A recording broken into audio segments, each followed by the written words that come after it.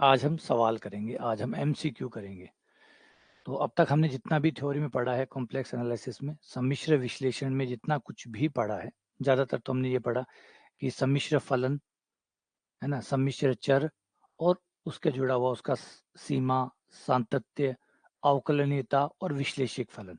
अभी तक हमने इतनी सारी चीज़ें ये इसमें थ्योरी में पढ़ी है।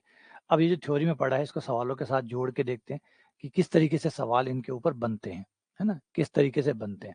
तो सवाल जुड़ेंगे तो थ्योरी और क्लियर हो जाएगी कि भाई हमने क्या पढ़ा है। ठीक है, तो चलो शुरू करते हैं। आ जाओ।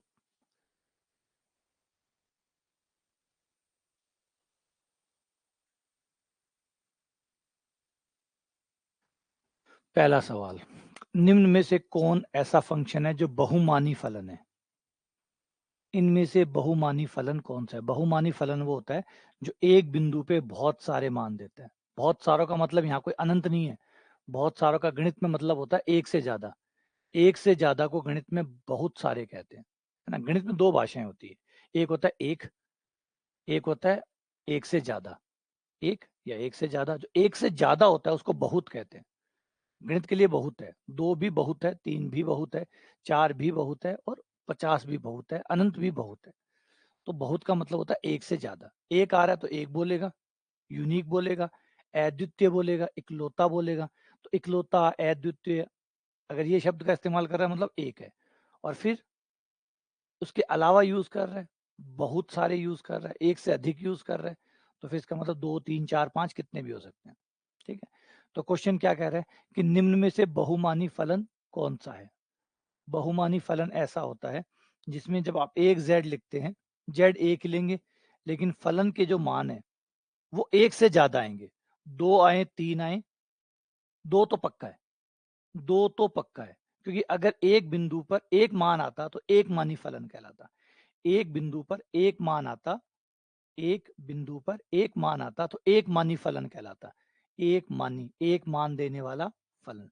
बहुमानी, बहुत सारे मान देने वाला। तो बहुत सारे मान का मतलब दो तो पक्का है, दो तो पक्का है, दो से ज्यादा भी हो सकते हैं, डॉट डॉट डॉट, और भी हो सकते हैं।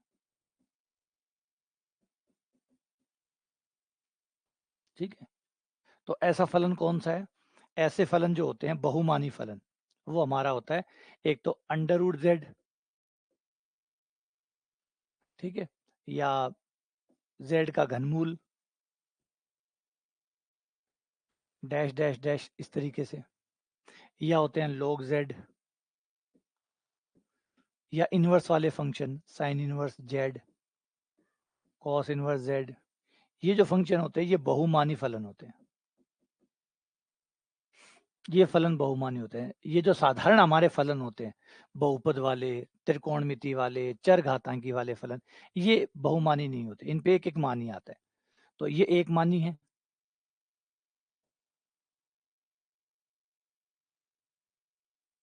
ये भी एक मानी है,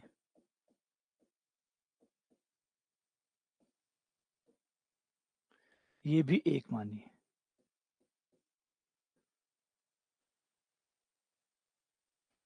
ये बहुमानी है।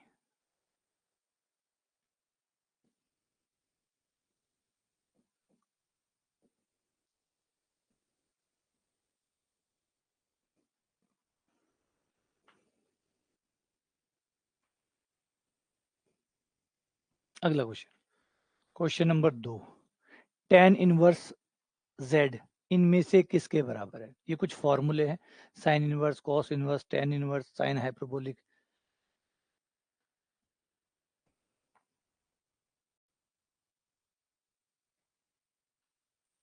याद रख लेना इनको, कई बार सीधा सवाल भी पूछा जा सकता है।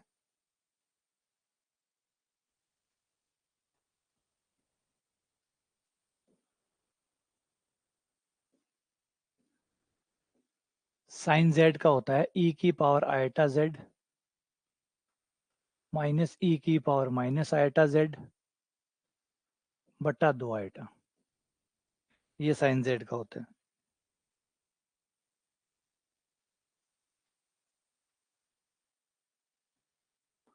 और कॉस जेड का होता है ई की पावर आइटा जेड प्लस ई की पावर माइनस आइटा जेड बटा 2। और इन्हीं से आप टेन कॉस और वो सब बना सकते हैं।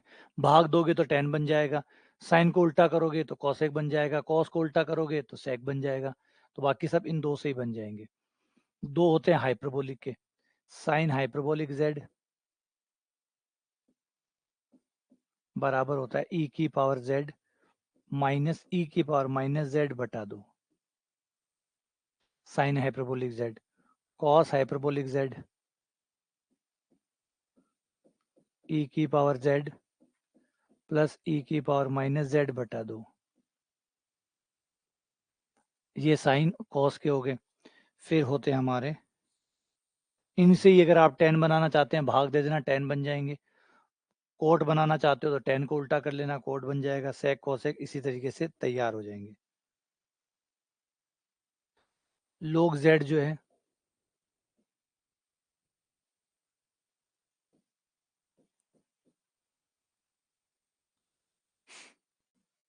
अगर z की जगह x प्लस आइटा वाई लिखें तो लोग z बराबर होगा 1/2 log x square plus y square plus iota tan inverse y बटा एक्स, टेन इनवर्स y बटा एक्स। ये लोग z का फॉर्मूला होगा।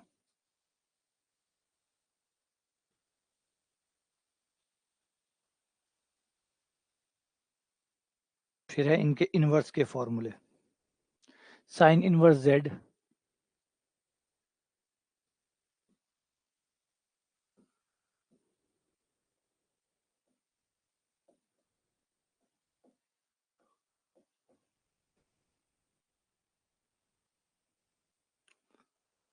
एक बटा आइटा लोग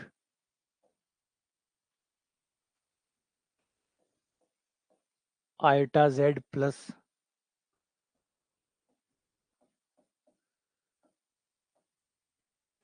ये साइन इनवर्स z हो गया, कॉस इनवर्स z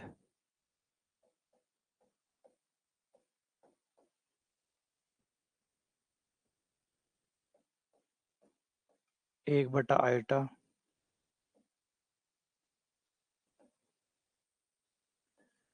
z बटा under root z square minus 1 और टेन इनवर्स z हो गया।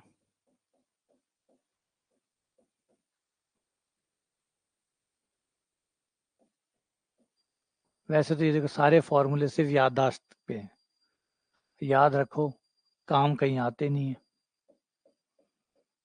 अब पेपर की दृष्टि से हो सकता है कि पेपर में ये पूछ ले, शायद शायद ही पूछे, क्योंकि अभी तक तो नहीं पूछा गया। ठीक है ना, एग्जैक्टली तो कोई नहीं पूछ सकता कि भाई क्या बताए, क्योंकि इनका यूज कहीं है नहीं, सवाल इन पे आते नहीं है, सीधे फॉर्मूले हैं। तो हो सकता है कभी यदा कदा डायरेक्ट पूछ ले, तो व्युत्पन्न किए नहीं जा सकते कि हम व्युत्पन्न कर लें इनको, तो सीधा याद ही रखा जा सकता है। ठीक है, तो ये हो गया 1/2 iota log 1 plus iota z 1 minus iota z. और इनमें औरों के भी है बंदों के, इन तीन के हो गए ना, इन तीन को पलट दो, पलट के आप बचे हुए का निकाल सकते हो। जेड की जगह 1/जेड रख दो तो ये कोसेक इनवर्स बन जाएगा, वो सेक इनवर्स बन जाएगा, ये कोट इनवर्स बन जाएगा, क्योंकि इनवर्स वाले में जेड की जगह 1/जेड रखते ही उनके उल्टे बन जाते हैं। जेड की जगह 1/जेड रख दो, वो बन जाएंगे। हाइपरबोलिक के भी फॉर्मूले हैं, साइन हाइपरबोलिक इनवर्स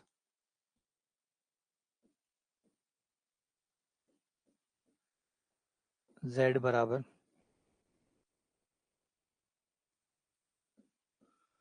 लोग Z plus Z square minus 1 cos hyperbolic inverse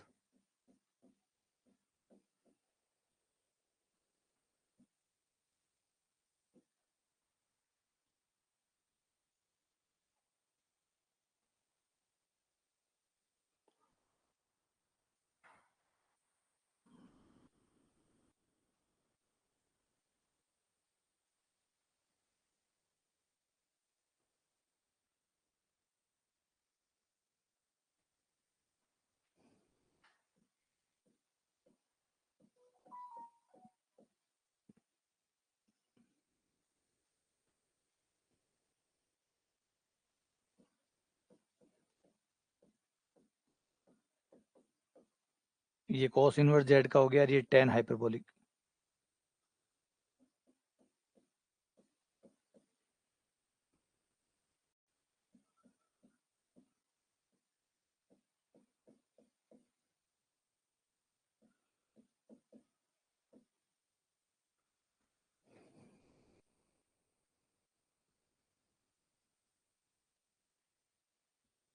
ये हो गए, ये कुछ फॉर्मूले हैं। तो इनमें से डायरेक्ट मैंने कहा सवाल तो इन पे है नहीं कोई, सीधा सीधा फॉर्मूला है। बाई चांस पेपर में डायरेक्ट पूछ ले तो व्युत्पन्न किए नहीं जा सकते, सीधे याद ही रखे जा सकते हैं। तो उस लिहाज से इनको याद कर लेना, बाकी इनको मैं टाइप करवा दूंगा, एक पेज बनवा दूंगा इन फॉर्मूलों का, क्योंकि बहुत सारे हैं। ये 6 तो ये हो गए, sine inverse, cos inverse, tan inverse, sec, cosec, 6 तो ये हो गए, 6 ये हो गए, बाकी 4-5 ये हो गए। तो ये मिला के तकरीबन 20 एक फॉर्मूले बन जाते हैं। ठीक है, ये रियल में आपको देखने को नहीं मिलते, सिर्फ जेड में ही काम आते हैं, मतलब कॉम्प्लेक्स फंक्शन में ही ये दिखाई देते हैं। आ जाओ अगला question, question number 3।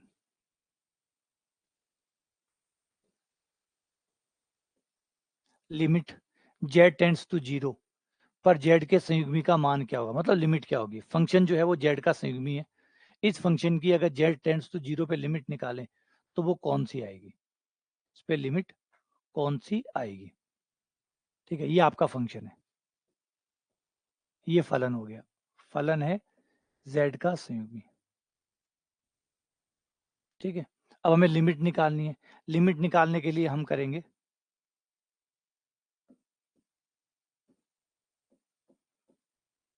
F Z की जगह Z plus delta Z put कर दो, Z plus delta Z put कर दो।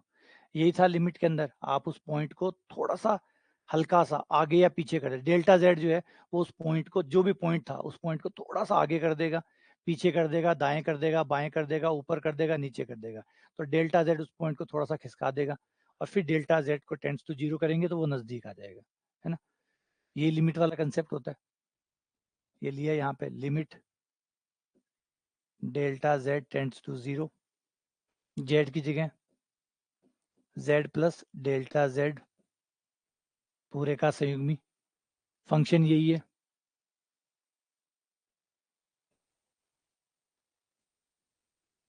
संयुग्मी को अलग अलग कर दो, जेड का मान भी रख दो, जिस पॉइंट पे चेक कर रहे हैं वो 0 है, 0 पे चेक कर रहे हैं, यहाँ 0 रख दिया।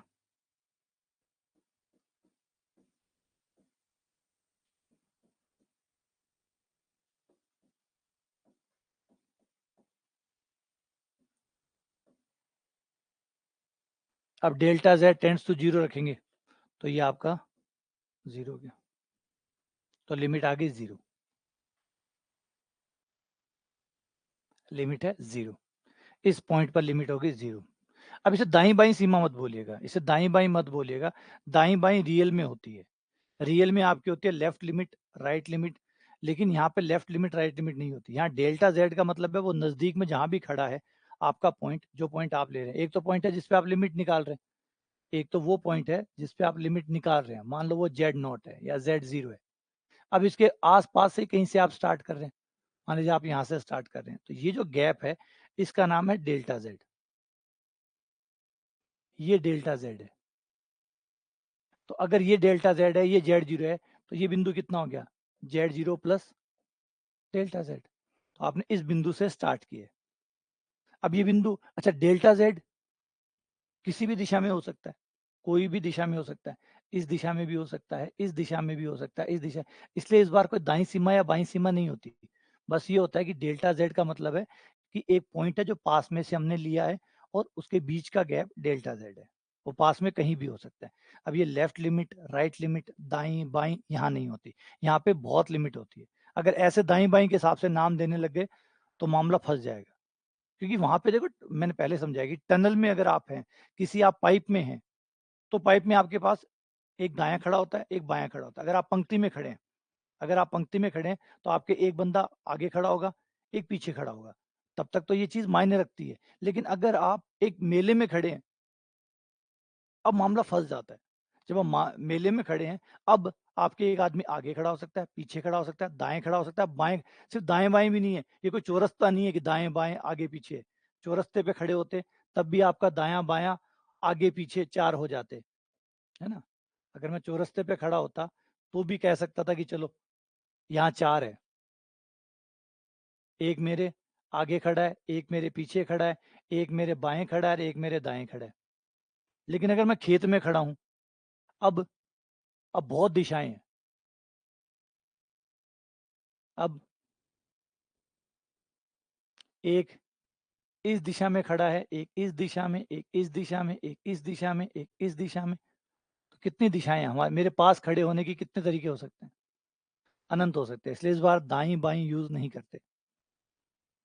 कॉम्प्लेक्स नंबरों में दाई और बाई का कंसेप्ट यूज नहीं करते। क्यों यूज नहीं करते? क्योंकि उसके पता उसके नजदीक बहुत सी दिशाएं हैं। आप किसी बिंदु, अगर आप खेत में खड़े हैं किसी बिंदु के पास में, तो आप अनेक तरीके से अलग अलग दिशाओं में खड़े हो सकते हैं। तो इसलिए इस बार दाई बाई बोलोगे तो कितनी दाई बाई बोलोगे? चलो दाई बाई बोल दिया, मान लेते हैं, सुन लेते हैं, दाई बाई नाम दे दिया। ये हो गया आपका बायां, ये हो गया दायां, ठीक है। अब इसको क्या बोलोगे? इसको क्या बोलोगे? इसको क्या बोलोगे? इसको क्या बोलोगे? इसको क्या बोलोगे? इसको क्या बोलोगे? इसको क्या बोलोगे? और ये तो मैंने 5-6 ही बनाए हैं, ऐसे अनंत बन सकते हैं। उनका नाम क्या रखोगे?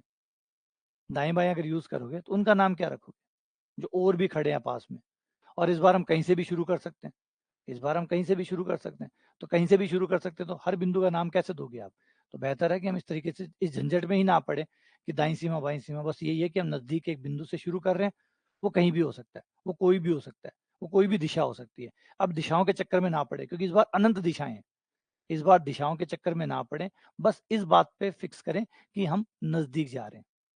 किधर से भी जा रहे हो, नजदीक जा रहे हैं। अगर यहाँ से भी जा रहा हूँ तो भी नजदीक जा रहा हूँ, यहाँ से भी जा रहा हूँ, यहाँ से भी जा रहा हूँ, बस कहीं से भी जा रहा हूँ। इस बार दिशा पे चर्चा ना करें, किसी भी दिशा से जाऊं बस नजदीक जा रहा हूं, इसकी गारंटी है। मेरा delta z tends to zero, इस बात की गारंटी ले रहा है कि ये धीरे धीरे जीरो हो रहा है। जीरो हो रहा है इसका मतलब मैं बिंदु के नजदीक जा रहा हूं। किधर से जा रहा हूं? अगर ये मैंने बता दिया इधर से जा रहा हूं, तो मेरा आंसर 5 आ गया। तो गारंटी नहीं कि वो 5 मान्य है, क्योंकि आपने एक दिशा से गए हो, वहां पे 5 है। क्या पता दूसरी दिशा से कुछ और हो, क्या पता तीसरी दिशा से कुछ और हो। तो आप दिशा से स्वतंत्र होकर चलो। आपके लिमिट का इस बात पे कोई फर्क नहीं पड़ना चाहिए कि आप कौन सी दिशा से आ रहे हैं। आप जिस भी दिशा से आए, आपका आंसर एक ही आना चाहिए। दिशा का कोई रोल नहीं होना चाहिए। अगर दिशा उसमें रोल प्ले कर रही है लिमिट में, आपकी लिमिट आ रही है इस दिशा में 5 आ रही है, तो फिर रुक जाओ। क्योंकि इस दिशा नहीं है, एक दिशा नहीं है, यहाँ तो अनंत दिशाएं हैं। अगली दिशा में कुछ और आ गया तो चेक करो, चेक करके निकालो। अब यहाँ पे हम देख पा रहे हैं कि दिशा से कोई फर्क नहीं पड़ रहा। Delta z tends to zero रखेंगे, जीरो आ जाएगा। किसी भी मैंने यहाँ दिशा की जिक्र भी नहीं किया, यहाँ मैंने दिशा का कोई जिक्र नहीं किया, और बिना दिशा का जिक्र किए मैंने आंसर निकाला है। ये समझाता है कि हर केस में जीरो ही आएगा, चाहे दिशा कोई भी हो। तो ये लिमिट मान्य है, वरना अमान्य है। ठीक है। हाँ, जो एक अमान्य का एग्जांपल और ले लेते हैं, जिससे ये बात जो है समझ में आ जाए।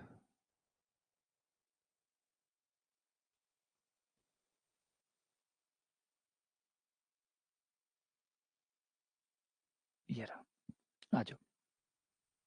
ये सवाल है जिससे समझ में आ जाए कि मान्य अमान्य ये दिशा क्या प्ले कर रही है, दिशा क्या रोल प्ले कर रही है। ये रहा, आप नजदीक एक बिंदु से स्टार्ट कर रहे हैं, जीरो पे लिमिट निकालनी है, जीरो के पास के एक बिंदु से स्टार्ट कर रहे हैं। Z naught plus delta Z, ये कंफर्म कर रहा है कि मैं जेड नॉट के पास के एक बिंदु से स्टार्ट कर रहा हूं, और फिर delta z tends to zero कर रहा हूं, मतलब उसके नजदीक जा रहा हूं, है ना। इसको एक एक चीज को पढ़ो, समझो क्या कह रहे हैं। मैंने Z naught plus delta Z लिया, इसका मतलब मैं जेड नॉट पे तो नहीं हूँ, Z naught plus delta Z है, मतलब जुड़कर थोड़ा सा आगे हूँ, कहीं भी हूँ, उसके पास में हूँ, उस पे नहीं हूँ, उस पे नहीं हूँ। अगर मैं ले रहा हूँ दो प्लस लिख रहा हूँ, तो इसका मतलब मैं दो पे नहीं हूँ, मैं दो पे नहीं हूँ, दो के आगे पीछे हूँ। दो प्लस कर दिया या माइनस कर दिया, इसका मतलब दो पे तो नहीं हूँ। या दो पे होता तो एग्जैक्ट दो लिखता ना, प्लस माइनस कर रहा हूँ, इसका मतलब उसका आगे पीछे कहीं पे हूँ मैं। तो Z naught plus delta Z कर दिया, मतलब उसके पास में हूँ।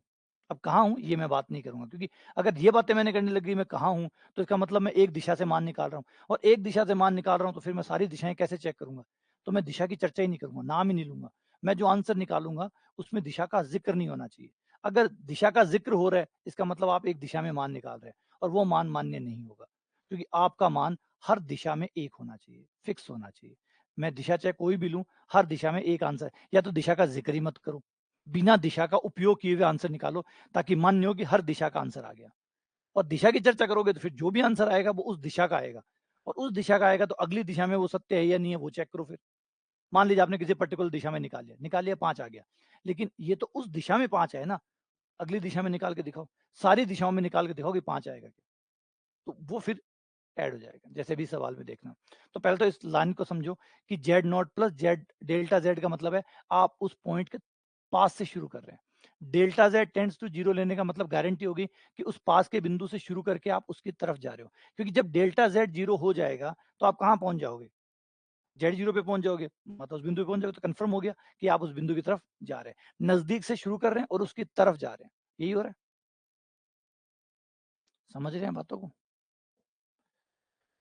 ये कोई पॉइंट है जेड जीरो, अब जेड जीरो में डेल्टा जेड जोड़ते ही ये कहीं ना कहीं इधर उधर किधर भी जाए ये पॉइंट चला जाएगा। अब ये पॉइंट वहां तो नहीं रह सकता, क्योंकि जब किसी भी चीज में कुछ जोड़ दिया जाए या घटा दिया जाए तो वो वहां कैसे रह सकती है?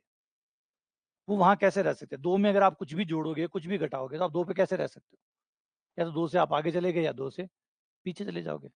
अगर रियल नंबर की बात कर रहा हूँ, बस थोड़ा सा यहाँ पे एक चीज दिमाग में हमेशा डालना, ये रियल नंबरों में होता है कि दो जोड़ने पर आप दाईं तरफ खिसक गए, दो घटाने पर आप बाईं तरफ, क्योंकि रियल लाइन लाइन होती है। अगर आप एक पंक्ति में खड़े हैं, एक क्यू में खड़े हैं, और दो आदमी आपसे आगे निकल गए तो आप दो कदम पीछे चले गए, और अगर उल्टा हो गया, दो आगे वाले आदमी आपके पीछे चले गए तो आप दो कदम आगे चले गए। लेकिन ये कब होता है? ये कब होता है? जब आप एक पंक्ति में खड़े होते हैं। आप एक पंक्ति में खड़े होते हैं तब ऐसा होता है, लेकिन अगर आप खेत में खड़े होते हैं ऐसा हो सकता है क्या? तब तब इस बात को समझो, तब फर्क अलग है। बस इतना ही है कि अगर आप में कुछ जुड़ेगा तो आप किसी भी दिशा में जाओ आप जाओगे। वो डिपेंड करता है आप कौन सी दिशा में दो जोड़ रहे हो, कौन सी दिशा में दो जोड़ रहे हो, इससे फर्क पड़ेगा। बात समझ में आ रही है? रियल लाइन लाइन होती है, इसलिए जब आप दो जोड़ते हो, ये कोई नंबर है ए, अगर इसमें दो जोड़ते हो तो इस लाइन पर एक दो यहां पहुंच जाएगा, दो घटाते हो तो यहां पहुंच जाएगा, क्योंकि रियल लाइन में आपके पास सिर्फ दो ही संभावना है, या तो आप आगे जा सकते हैं, कुछ भी जुड़ेगा या घटेगा तो आप आगे पीछे होंगे बस, क्योंकि लाइन में यही होता है। एक क्यू के अंदर अगर पंक्ति में खड़े तो पंक्ति में यही हो सकता है, आप आगे जा सकते हैं कई आदमियों से, या कई आदमियों से पीछे जा सकते हैं, बस और कोई ऑप्शन नहीं है। लेकिन अगर आप खेत में खड़े हो फिर मैं आप में दो जोड़ू, तो अब डिपेंड करेगा कि मैं जो दो जोड़ रहा हूं वो कौन सी दिशा में जोड़ रहा हूं। अब मैं इसमें दो जोड़ू तो आप कहोगे कि उधर जाएगा, उधर कैसे जाएगा? अब दो पहले तय करना पड़ेगा कि दो कौन सी दिशा में जोड़ रहे हो। जिस दिशा में दो जोड़ रहे हो ये उस दिशा में दो आगे चला जाएगा। अगर इस दिशा में दो जोड़ा तो इस दिशा में यहां जाएगा, इस दिशा में दो जोड़ा तो यहां जाएगा, इस दिशा में दो जोड़ा तो यहां जाएगा, इस दिशा में दो जोड़ा तो यहां जाएगा। तो कौन सी दिशा में आप दो जोड़ रहे हो उससे फर्क पड़ेगा। ठीक है, क्लियर हुआ? अब आ जाओ, तो दिशा का बात, दिशा कहाँ है इसमें? दिशा ये रही। जब भी कोई कॉम्प्लेक्स नंबर होता है वो परिमाण भी होता है और वो दिशा भी होती है, होता नहीं होता? सही है या गलत है?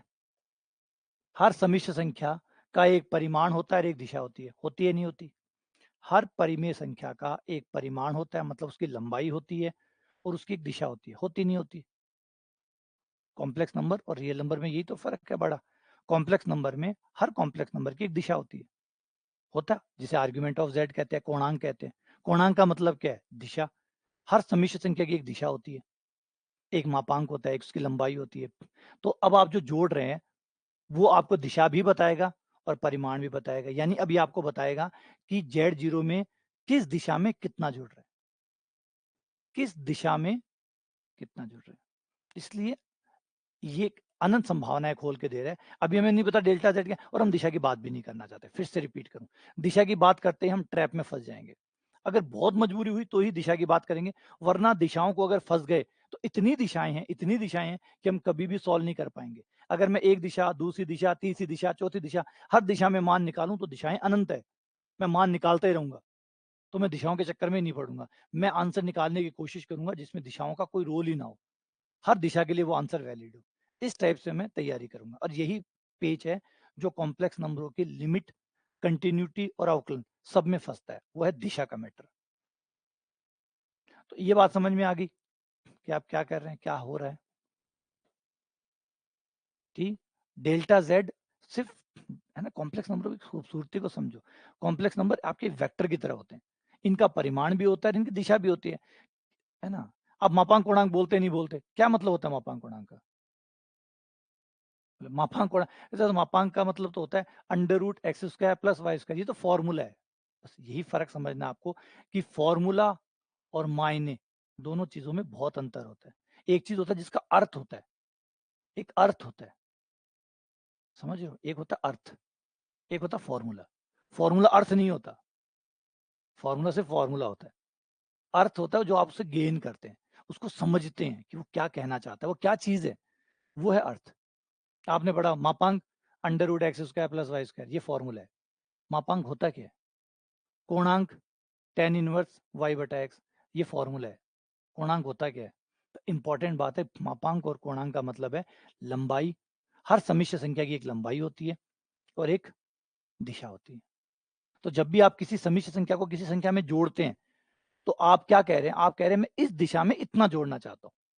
जब भी आप एक समिश्र संख्या के अंदर दूसरी समिश्र संख्या जोड़ते हो तो इसका मतलब ये होता है कि आप कह रहे हो पुरानी वाली समिश्र संख्या को, भैया सुनो, तुम्हारा इस दिशा में मैं इतना जोड़ रहा हूं, तुम्हारा इस दिशा में मैं इतना जोड़ रहा हूं।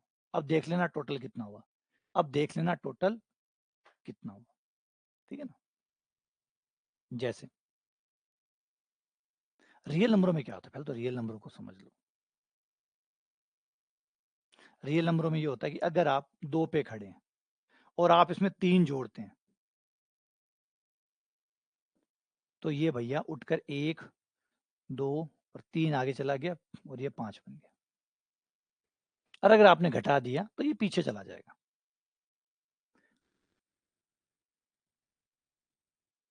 -0 प्लस 1,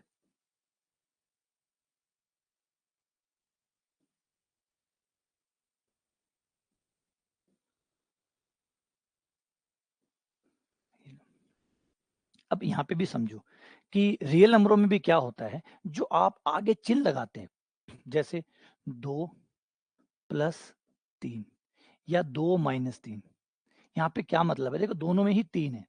2 है वो पॉइंट, पॉइंट ऑफ इनिशिएट, जहां से आप शुरू कर रहे हैं, जहां से आप शुरू कर रहे हैं, जहां से आप शुरू कर रहे हैं। ये माइनस और प्लस डायरेक्शन है, क्योंकि रियल नंबरों में सिर्फ 2 ही डायरेक्शन होती है। रियल नंबरों में 2 ही डायरेक्शन होती है। प्लस का मतलब है ये वाली डायरेक्शन, इस डायरेक्शन को हम प्लस डायरेक्शन कहते हैं, इस डायरेक्शन को हम माइनस डायरेक्शन कहते हैं। अब जब आप यहाँ पे लिखते हैं माइनस, इसका मतलब है आपको 3 कदम उधर जाना है, और प्लस लिखते हैं इसका मतलब है आपको 3 कदम इधर चलना है। समझ रहे बातों को? तो ये चीजें वही है। गणित को थोड़ा सा और दूसरे एंगल से देखोगे। एक एंगल तो आपने पकड़ रखा है कि 2 + 3 5 होता है, एक एंगल तो आपने पकड़ ही रखा है कि 2 और 3 को जोड़ने पर 5 आता है। ये एंगल वो है जो दूसरी क्लास तीसरी क्लास का। यार छोड़ दो अब, ये वाइड एंगल पे आओ। अब आप, है ना, पीजी के स्टूडेंट हो, पीजी कर चुके हो, इस टाइप के स्टूडेंट हो, तो अब आपको एक एंगल और बनाने चाहिए कि बहुत डेफिनेशन है, बहुत बहुत तरीके हैं चीजों को समझने के।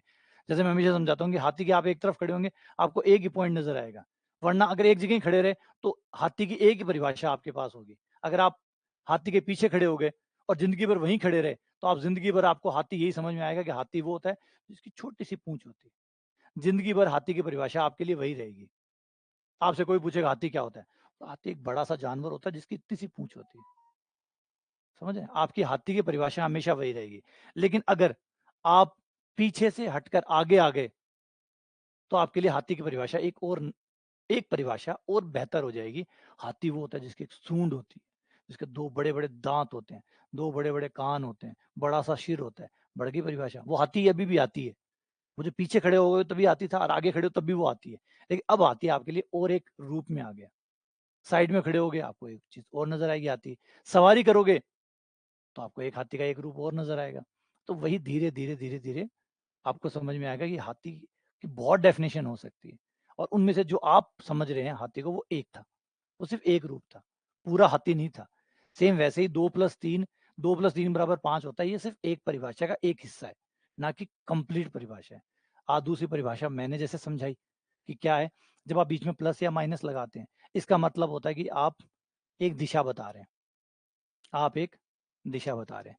फिर उसके बाद प्लस और माइनस, प्लस और माइनस, प्लस उधर की दिशा माइनस इधर की दिशा, 3 आपको दर्शा रहा है कि उधर 3 जाना है या इधर 3 जाना है। अब यही कॉम्प्लेक्स नंबरों में होता है, सेम बिल्कुल। अब आओ कॉम्प्लेक्स नंबरों में, कॉम्प्लेक्स नंबरों में क्या होता है,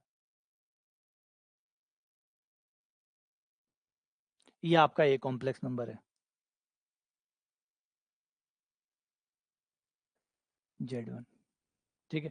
अब Z1 के अंदर जब आप दूसरा कॉम्प्लेक्स नंबर जोड़ोगे, रुको रुक जाओ, जब Z1 के अंदर Z2 जोड़ोगे, Z2 की अपनी एक दिशा होगी, दिशा होगी Z2 की एक दिशा होगी, प्लस प्लस उसका एक परिमाण होगा। तो वो कहेगा कि भाई इधर जुड़, इस दिशा में जुड़ और इतना जुड़।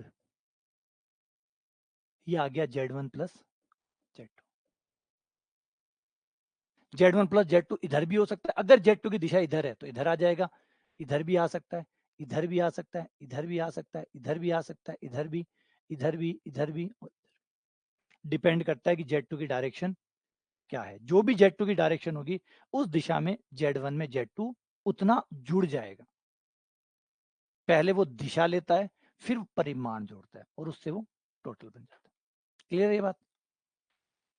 चलो, कॉम्प्लेक्स यूं ही कॉम्प्लेक्स नहीं है, कॉम्प्लेक्स में बहुत कुछ है जो जानने लायक है, बहुत कुछ है जो समझने लायक है। टाइम टू टाइम धीरे धीरे धीरे धीरे चीजें क्लियर होती जाएगी आपके, है ना। धीरे धीरे समझेंगे, बहुत बहुत कुछ है मैथ्स में, बहुत कुछ है, बहुत सारे एंगल है। यही तो होता है ना, एक नॉर्मली क्या होता है, आपको दुनिया नॉर्मल समझ में आती है क्योंकि आप एक पर्टिकुलर टाइप के लोगों से मिलते हैं, और पर्टिकुलर टाइप के लोग आपको दुनिया का वो एक रूप दे देते हैं, और आपको ये लगने लग जाता है कि ये अपने आप में पर्याप्त सत्य है। आपको लगने लग जाता है, जैसे मैंने पहले समझाया, अगर आप जिंदगी भर हाथी के पीछे खड़े रहोगे तो आपको हाथी की परिभाषा यही समझ में आएगी कि हाथी की एक छोटी सी पूंछ होती है, इसी का नाम हाथी है, और जिंदगी भर इसी के साथ आप खत्म हो जाओगे। कब तक? जब तक आप वो जगह छोड़कर दूसरी जगह पे जाके नहीं खड़े होंगे, आपका हाथी वही रहेगा। जैसे जीवन है, जीवन सेम वैसा ही है। आपको जीवन, जहां से आप खड़े हैं, जहां भी खड़े हैं, अगर वहीं पर खड़े रहे तो जिंदगी भर आपके जीवन की परिभाषा एक होगी।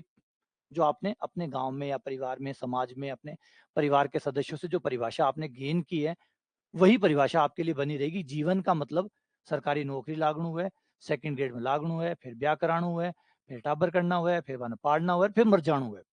अभी तक आपकी परिभाषा ये रहेगी। क्यों? क्योंकि अभी भी हाथी के आप पीछे खड़े हैं। जब तक आप पीछे खड़े रहेंगे आपकी परिभाषा ये रहेगी। इसीलिए क्या कहा जाता है, इसीलिए कहा जाता है कि घूमना बहुत जरूरी है।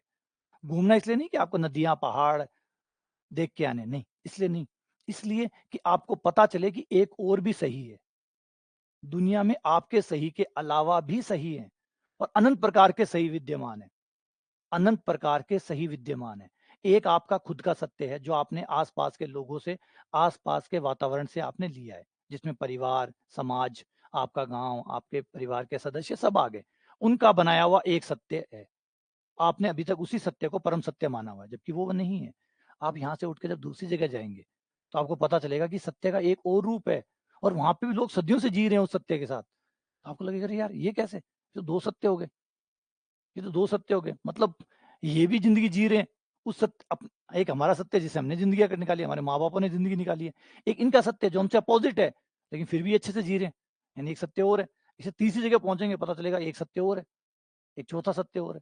कई सत्य आपके साथ कंफर्टेबल होंगे, कई बिल्कुल अनकंफर्टेबल होंगे, कई कंफर्टेबल होंगे, कई इनकंफर्टेबल होंगे। फॉर एग्जाम्पल, जैसे हमारे यहाँ देखिए, हमारे यहाँ जब कोई मर जाता है, हमारे यहाँ कोई मर जाता है तो हम उसको अग्नि देते हैं, मतलब उसके शव को जलाते हैं, ठीक है। ये नॉर्मल है अभी हमारे लिए ये नॉर्मल है, ठीक।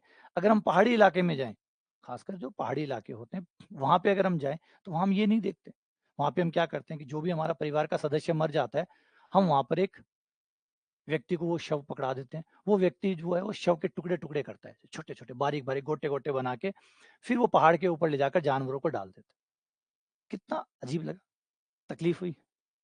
जलाने में तकलीफ नहीं हो रही हमें, जलाने में तकलीफ नहीं हो रही, लेकिन जब मैं ये वाला बोल रहा हूँ कि टुकड़े टुकड़े करके जानवरों को डाल रहे हैं, लगा तकलीफ हो रही। तो इसका मतलब समझो आप कितने अनकंफर्टेबल के साथ भी कंफर्टेबल है। जलाने वाले में आप कंफर्टेबल है, जला रहे हैं उसमें कोई दिक्कत नहीं है, बोला जलाते तो है ही, लेकिन टुकड़े कोई करता है क्या? अभी अगर आप वहां पे जाके पूछे, जो पहाड़ी इलाकों में रहते हैं उनसे जाके पूछे कि भैया टुकड़े करना गलत है, जला दिया करो, तो कहेंगे जला, हाँ तकलीफ होगी, जलाएंगे तो उसको जलन नहीं लगेगी। अच्छा टुकड़े कर रहे हो तो तकलीफ नहीं हो रही, टुकड़े कर रहे हो तो तकलीफ नहीं हो रही, जलाने में तकलीफ हो रही है। ऐसे ही हमारा सत्य है कि जलाना तो कंफर्टेबल है, लेकिन टुकड़े करना अनकंफर्टेबल है। जलाना तो एकदम आरामदायक है, मतलब जैसे आराम से ठंडी सी जगह पे बैठा है बंदा, आराम से हल्की सी आग लगा रहे हैं, वहां तो सब ठीक है मरे हुए के लिए, लेकिन टुकड़े करने में तकलीफ हो रही है। और वही पहाड़ी वाले लोगों से जाके पूछिए, वो टुकड़े करने में कंफर्टेबल है, आराम से आदमी को दे आते हैं, वो टुकड़े कर भी देते हैं, जानवरों को खिला भी देते हैं, सब कुछ परफेक्ट है, उनका चल रहा है, कोई दिक्कत नहीं है, बिल्कुल कंफर्टेबल है उन लोगों के लिए। लेकिन उन लोगों को जलाने के लिए बातें करो, दफनाने की बातें करो, वो अनकंफर्टेबल हो जाएंगे, नहीं ऐसे कैसे, हम शव का अपमान कैसे कर सकते हैं? अच्छा जलाने में अपमान है, टुकड़े करने में अपमान नहीं है। तो यही प्रॉब्लम है कि सत्य के इतने इतने रूप है कि जब आप देखोगे तो एक सत्य, क्योंकि एक सत्य के साथ तो आप रह रहे हैं, आपको कंफर्टेबल लगने लग गया, वो गलत था, वो भी पूरा नहीं था, लेकिन आप ठीक हो गए, फिर दूसरा पढ़ते हैं। यही एक इंपॉर्टेंट चीज है, जब आप दूसरी जगह जाते हैं तो आपको सत्य के नए रूप मिलते हैं, जिससे आपको समझ में आता है कि दुनिया बहुत बड़ी है, वरना यहीं पे दुनिया खत्म हो जाती है, वरना एक ही भाई मैंने कहा हाथी के पीछे खड़े रहोगे, पूंछ को ही हाथी समझ के मर जाओगे।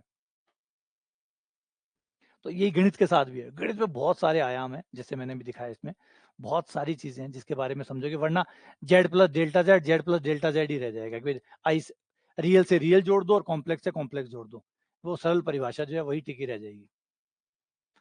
चलो आगे बढ़ते हैं।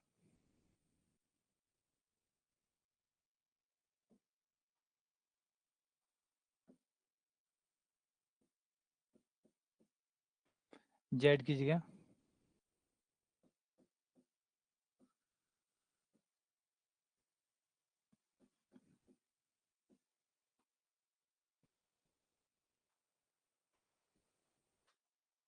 जेड जीरो का मान रख दो, जिस पॉइंट पे आप चेक कर रहे हैं वो जीरो है, जीरो पे चेक कर रहे हैं, जेड जीरो बराबर जीरो है।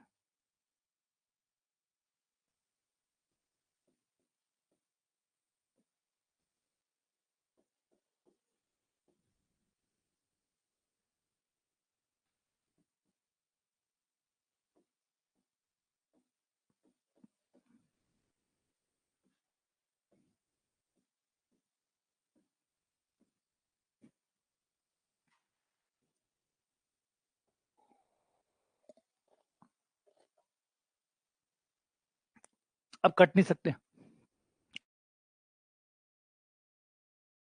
अब कट नहीं सकते, क्योंकि एक है डेल्टा जेड और एक है डेल्टा जेड का संयुगी, मतलब माइनस का अंतर है, कट सकते नहीं। अब क्या करें, अब तो मामला फंस गया, अब तो मामला फंस गया, कट सकते नहीं है, कटेंगे नहीं तो नंबर नहीं आएगा, नंबर नहीं आएगा तो हम कह नहीं सकते कि लिमिट।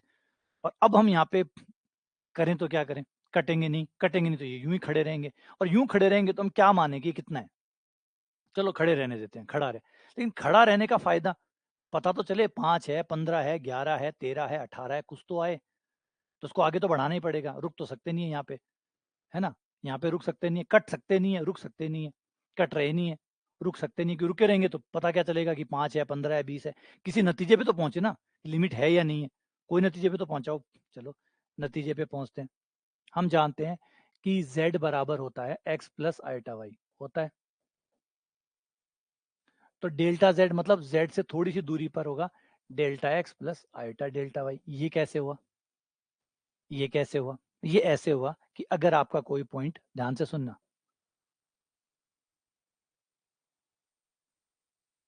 हर चीज बिल्कुल गणित में सार्थक है, गणित में हर चीज पुण्य सार्थक है।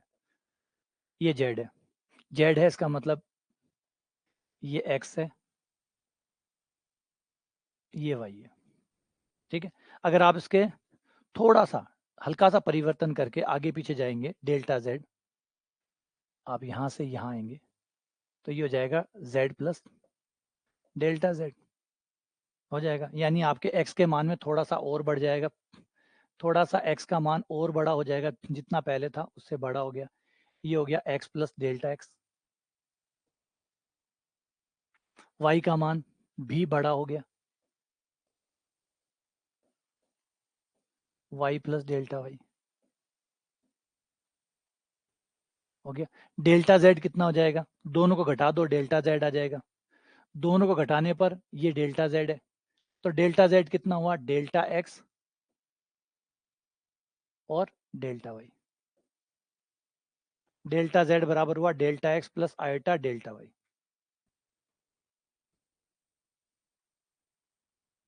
ठीक है, delta x plus iota delta y, ये रहा, ये मान रख दें। लिमिट डेल्टा z की जगह delta x plus delta y.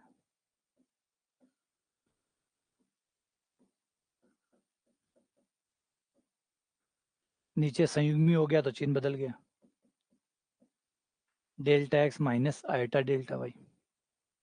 ठीक है, जब कोई complex number tends to zero होता है तो उसका रियल पार्ट भी जीरो होगा और कॉम्प्लेक्स पार्ट भी जीरो होगा, क्योंकि रियल पार्ट अगर जीरो होता है, कॉम्प्लेक्स पार्ट जीरो नहीं होता, तो जीरो पे पहुंचेगा कैसे? क्योंकि जब भी आप जीरो पे पहुंचते हैं, जीरो पे पहुंचने का मतलब है कि आपका रियल पार्ट भी जीरो हो गया और आपका जो इमेजिनरी पार्ट है वो भी जीरो हो गया। क्योंकि अगर दोनों में से एक जीरो होता, दूसरा जीरो नहीं होता, तो आप मूल बिंदु पे कैसे पहुंचते?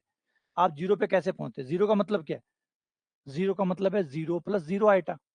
इसका मतलब है वास्तविक भाग भी जीरो हुआ है और काल्पनिक भाग भी जीरो हुआ है। तो इस बात का मतलब ये निकला कि वास्तविक भाग भी जीरो है, मतलब डेल्टा एक्स जो है वो भी जीरो है और जो डेल्टा वाई है वो भी जीरो है।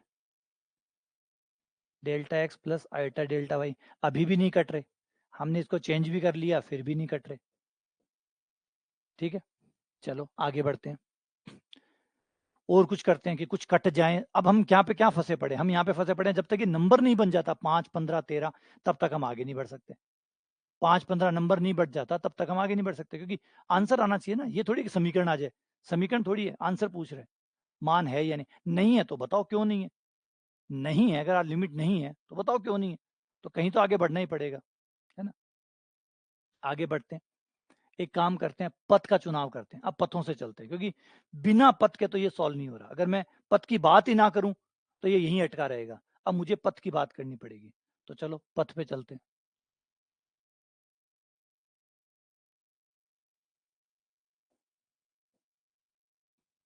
मुझे जीरो पे आना है, जीरो पे आना है ना, ये रहा, मुझे जीरो पे आना है। जीरो पे आने के लिए मेरे पास ढेर सारे पथ है, ढेर सारे। जैसे y बराबर x, ये भी तो एक पथ होता है और मूल बिंदु से जाता है। y बराबर x पथ है, y बराबर 2x, y बराबर 3x, y बराबर आधा x, y बराबर 1/3x, ये सारे रास्ते, यानी y बराबर mx मूल बिंदु से जाएगा। y बराबर mx वो पथ है जो मूल बिंदु से जाएगा, पक्की बात है। आप मूल बिंदु रख के देख सकते हो, जीरो जीरो रख के देखो, संतुष्ट करता है। इसका मतलब y बराबर mx वो पथ है जो मूल बिंदु से हमेशा जाएगा। m का मान चाहे कुछ भी हो, ये हमेशा मूल बिंदु से जाएगा, जाएगा। m का मान 1 रख लो, 2 रख लो, 3 रख लो, आधा रख लो, 1/3 रख लो, m का मान कुछ भी रखो, हर m के मान के लिए ये मूल बिंदु से जाएगा। मैंने ये वाला पथ ले लिया, ये वाला पथ रखने पर अब क्या हो गया, y बराबर mx है, इसका मतलब डेल्टा y बराबर m डेल्टा x है। y में परिवर्तन इक्वल टू x में परिवर्तन, तो डेल्टा y बराबर m डेल्टा x, तो डेल्टा y की जगह ये मान रख दो।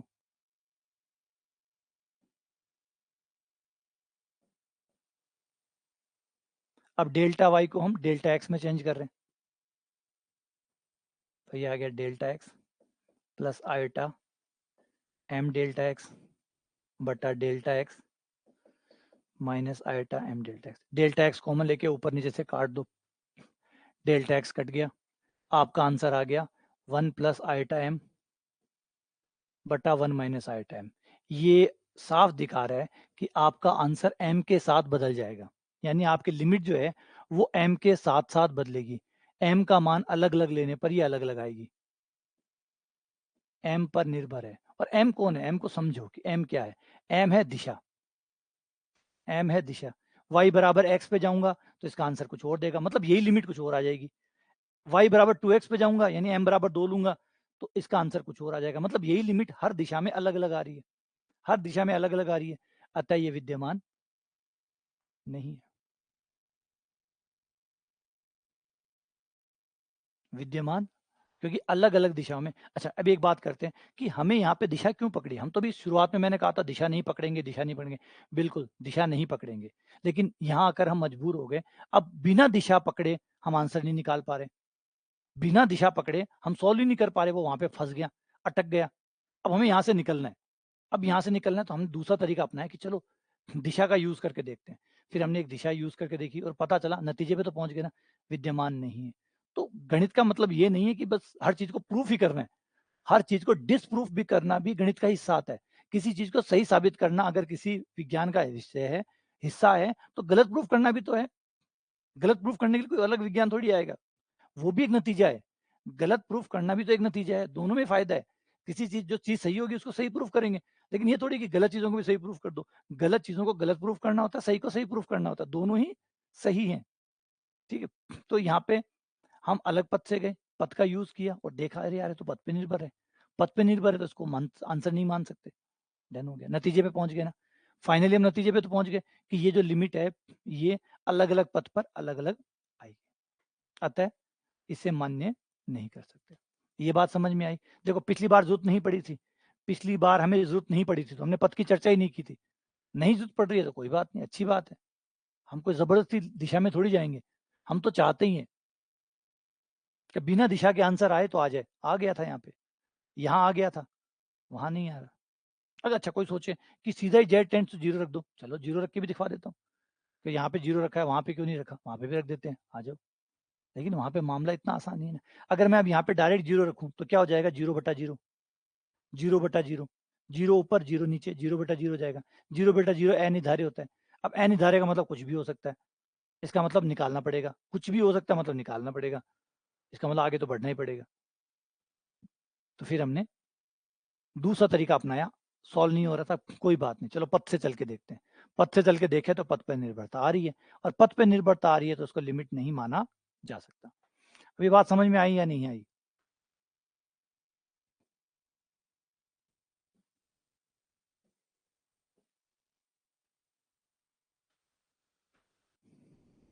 या समझ में आई या नहीं आई?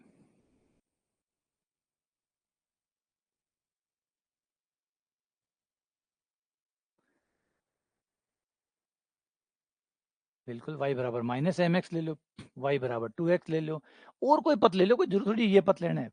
बस पथ की गारंटी यहाँ होनी चाहिए कि मूल बिंदु से जाए, बस पथ मूल बिंदु से जाना चाहिए, जीरो जीरो रखना पर वो संतुष्ट होना चाहिए। या ले मत ना और दो चार पद दे दो। y बराबर एम एक्स स्क्वायर वो ले लो, y स्क्वायर बराबर एम एक्स क्यूब वो ले लो, और चाहिए तो थोड़ा सा और बना लो, वाई स्क्वायर बराबर x cube plus x square plus x वो ले लो। बस कन्फर्म होना चाहिए कि मूल बिंदु से जाता हूँ।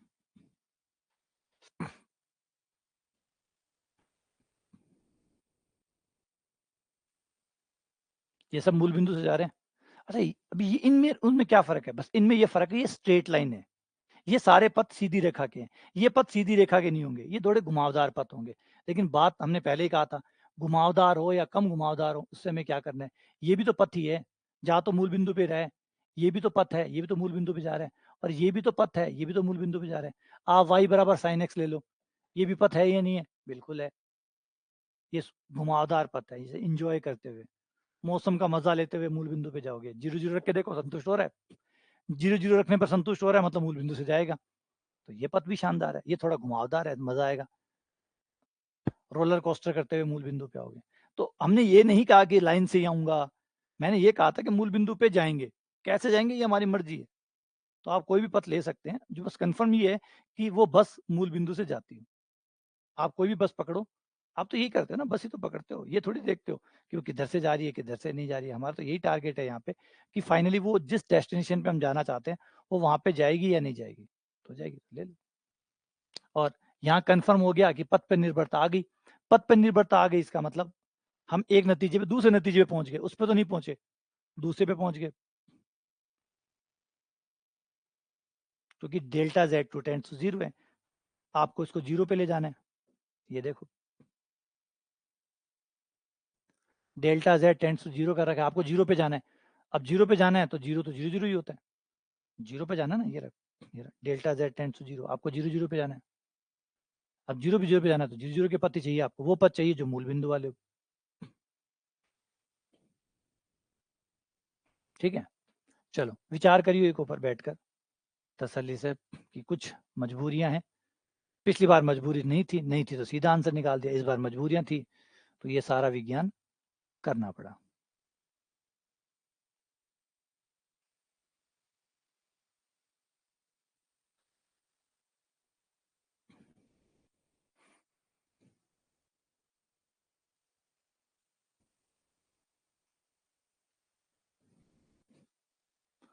अगला,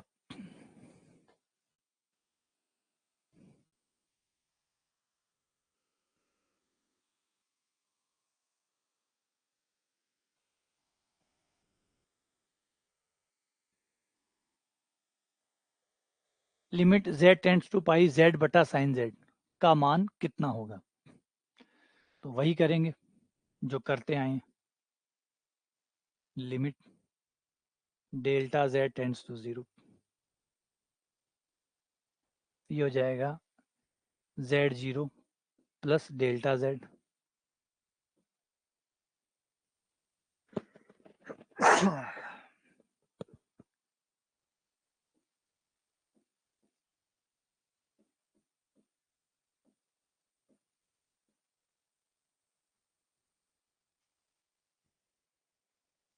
ठीक है, इसके नजदीक के बिंदु से स्टार्ट कर दी, और z0 जो है वो हमारा पाई है,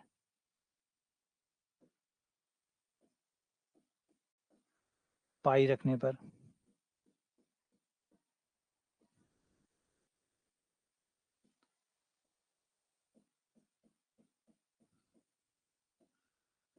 साइन 180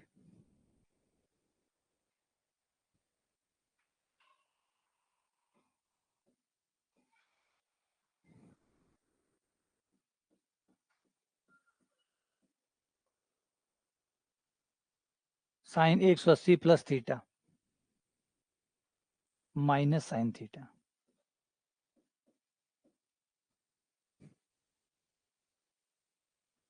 ठीक है, डेल्टा z कॉमन निकालने पर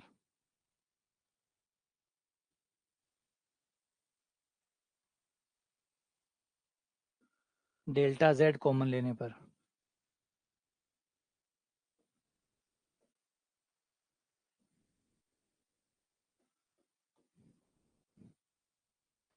नीचे डेल्टा z से गुणा और डेल्टा z का भाग,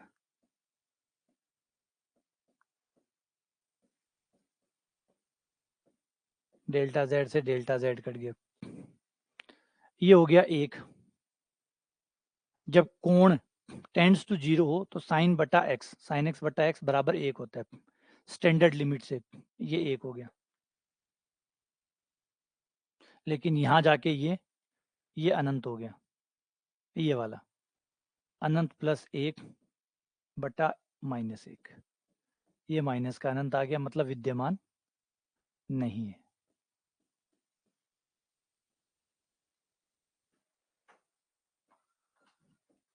इनमें से कोई नहीं, इनमें से कोई नहीं। अच्छा, यही अगर z टेंड्स टू 0 पे होता तो, अगर सेम सवाल होता और इस बार लिमिट z टेंड्स टू 0 होती, क्या अब ये विद्यमान होता या नहीं होता? इस केस में अगर z टेंड्स टू 0 होता तो क्या ये लिमिट विद्यमान होती या नहीं होती? अब क्या होता?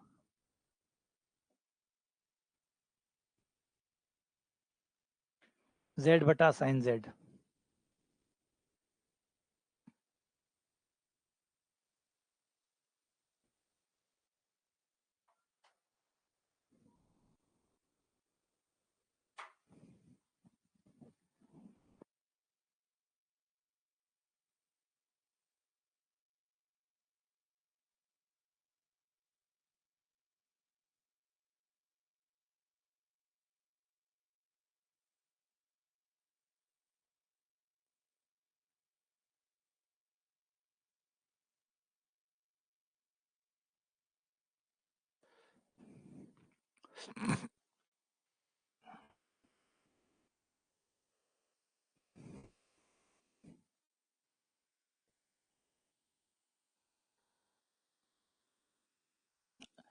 ये विद्यमान नहीं है।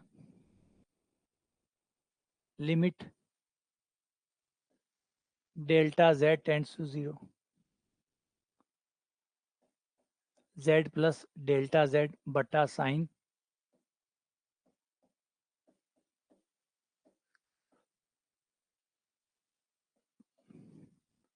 z का मान 0 है, जहां आप चेक कर रहे हैं वो 0 पे है,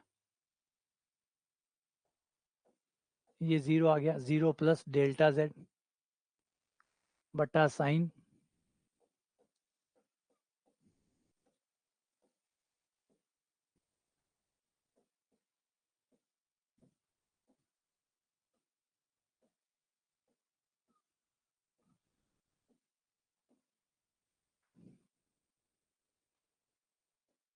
लिमिट डेल्टा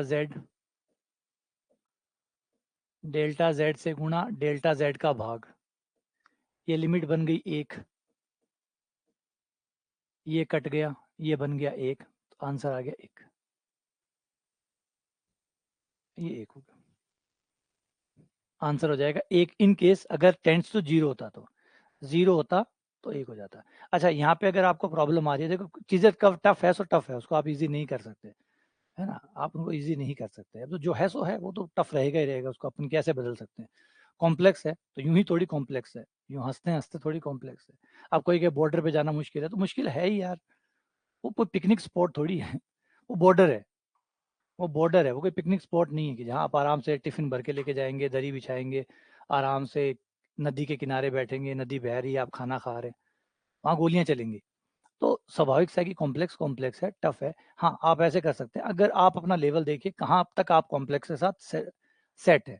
अगर आप बिल्कुल ही कमजोर है तो फिर बीएससी वाले लेक्चर देखिए, बीएससी वाले जो लेक्चर है कॉम्प्लेक्स एनालिसिस वाले, वो जाके देखिए। अगर आपको बिल्कुल भी कॉम्प्लेक्स के बारे में, नए के बारे में बिल्कुल भी समझ नहीं है, बिल्कुल भी समझ नहीं है, सब कुछ ओवरफ्लो है, तो फिर सीधे पहले बीएससी को जाके देखिए, बीएससी को समझिए, बेसिक को समझिए, कॉम्प्लेक्स का बेसिक क्या है, वहां से आइए, वहां से आके जो लास्ट टाइम पे करवाया हुआ है उसको देखिए, फिर ये वाले पे आइए। इस तरीके से 3 टुकड़ों में आइए। अगर ये चीजें एकदम ऊपर से जा रही है तो बिल्कुल भी पल्ले नहीं पड़ रही कि हाँ बहुत ज्यादा है, इसका मतलब है कि आपको एकदम बेसिक की जरूरत है, एकदम नीचे वाले की, तो वहां पे जाइए उस लेवल पे। क्योंकि बीएससी जिसकी कमजोर रह जाती है, हमेशा ये तो ड्रॉबैक रहता ही है, बीएससी रहेगी तो अब आपको यही नहीं पता कॉम्प्लेक्स फंक्शन क्या होता है, कॉम्प्लेक्स फंक्शन की लिमिट क्या होती है, तो फिर वो चीजें धीरे धीरे फिर आगे परेशान करती है। अब यहाँ पे तो थोड़ा तो कंपटीशन लेवल रहेगा ही रहेगा, है ना, यहाँ पे तो आप एकदम वो नहीं कर सकते कि एकदम कॉम्प्लेक्स, हम एफ जेड क्या है, मतलब वहां से मतलब समझिए कि हर चीज का एक लेवल होता है, क्योंकि वहां से तो आपको पढ़ना ही पड़ेगा, वहां से तो आप ऊपर शुरू करेंगे। अब जैसे यहाँ पे आप जोड़वा की नहीं सिखा सकते कि 2 3 5 होते हैं, चलो 27 को 28 से गुणा करके दिखाता हूँ कैसे होती है, अब ये चीज तो आप नहीं कर सकते, आपको यहाँ से तो आगे से बढ़ना ही पड़ेगा। लेकिन अवेलेबल है, आपको अपने हिसाब से अपने को पूर्ति करनी है, आप कहाँ पे छूटे हुए हैं, आपका कॉम्प्लेक्स कहाँ से छूटा हुआ है, बीएससी से छूटा हुआ है तो बीएससी से। अब आप सोचो कि मैं ये मेहनत करूंगा तो नहीं, मैं नहीं कर सकता, तो इतने सारे वीडियो देखने होंगे, बिल्कुल देखने होंगे, जितनी कमजोरी होगी उतना होगा। अब कोई आदमी डॉक्टर के पास जाता है, ज्यादा कमजोर है, ज्यादा दवाइयां लगेंगी, हो सकता है भर्ती भी करना पड़े, हो सकता है 24 घंटे रखना पड़े, 24 घंटे दवाइयां चले, डिपेंड करता है कि आपकी स्थिति कैसी है। तो ये कोई अलग नहीं है, वो हर किसी के लिए अपना अपना है। किसी को यहाँ से ही समझ में आ रहा है, कंटिन्यू करो, किसी को लग रहा है नहीं बिल्कुल भी समझ में नहीं है, बीएससी वाले लेक्चर जाके देख। अच्छा, बीएससी वाले क्या पूरे देखने नहीं, जहां तक आपको समझ में आता है वहां तक आप सीधा निकाल सकते हैं। जो आपको लगता है ये नहीं समझ में आया, वहां जाके वो देख लीजिए। जहां जहां पे डाउट है आप खुद जानते हैं, कहाँ कहाँ दिक्कतें हैं, वहां जाके बीएससी में वो दिक्कतें ठीक करके आ जाइए। दिक्कत तो ठीक करनी पड़ेगी ना, वहां जाके वो ठीक करिए। फर्स्ट टाइम वाले वीडियो है उनको देखिए, फिर इसको देखिए और फिर ठीक करिए। शिकायतें मत करिए, शिकायतों के लिए कोई जगह नहीं है, जगह आपको कंटेंट अवेलेबल है, जहाँ जो है वहां जाके पूर्ति करिए। अब ये सोचो कि मैं पढ़ूं तो ठीक है, मैं पढ़ लेता हूँ, आप आराम करो। अगर मेरे पढ़ने से होता है मैं पढ़ लेता हूँ, आप आराम करो, थे मजा करो, मैं पढ़ लेशूँ। और थन लागे कि नहीं यहाँ काम कौन चाले, तो फिर थे करो, फिर थे पढ़ो, के तो मैंने पढ़न दो, के थे पढ़ लो फिर। थन लागे कि नहीं मेरे पढ़िया काम कौन चाले, तो थे पढ़ो, है ना। तो डिपेंड करता है, लेवल यही रहना है, लेवल इसका कॉम्प्लेक्स है तो है, इसमें क्या कर सकते हैं। तो आपको अपना स्थिति तीनों अवेलेबल है अपने पास। सबसे बड़ी बात यही है, मैं हमेशा कहता हूँ ऑनलाइन का सबसे बड़ा सुख ये है कि आप सोचो आपको बीएससी के लेक्चर मिल रहे हैं, क्या ये पॉसिबल हो सकता है ऑफलाइन में? ऑफलाइन में कभी ये पॉसिबल नहीं हो सकता। ऑफलाइन में तो जो कंपटीशन जो अभी चल रहा है बस यही चलेगा वहाँ पे, और वहाँ वो बीएससी नहीं पढ़ा सकते। स्वाभाविक ही नहीं है, अगर वो बीएससी पढ़ाएंगे तो 3 साल लग जाएंगे उनको, कोर्स बाकी कंपटीशन कब पढ़ाएंगे? 3 साल तो बीएससी में लग जाएंगे, फिर कॉम्प्लेक्स कब पढ़ाएंगे और कब और टॉपिक पढ़ाएंगे? तो इनका मतलब कोर्स चला जाएगा 5 सालों में। हमारे पास ये अच्छी चीज़ है कि सुविधा अवेलेबल है, या बीएससी वाले लेक्चर भी अवेलेबल है। आप जहाँ से पिछड़े हुए हैं वहाँ से जाके जुड़ जाइए, वहाँ से पढ़ के आ जाइए और कमी को पूरा कर, हाँ पूरा आपको करना पड़ेगा। अब ये मैं नहीं कर सकता। आप डॉक्टर के पास जाएं और सोचे डॉक्टर साहब थे लगा लो सुई थारे, थे ही ग्लूकोज चढ़ा लो, थारे चढ़वा लो, थारे सुई लगवा लो, थे ही गोलियां ले लो, ठीक मैं हो जाऊं, तो बा कौन चाल सके? डॉक्टर को काम है पर्ची लिखनी, दवाई देनी, इलाज करनू, लेकिन इलाज तो करवाणु ही पड़से। तो थारी कमी कितनी है भी हिसाब से थे सारी पूर्ति कर सको। अवेलेबल पड़े हुए, थाने खुद न समझो कहाँ से कमियां है, वहां से शुरू करो।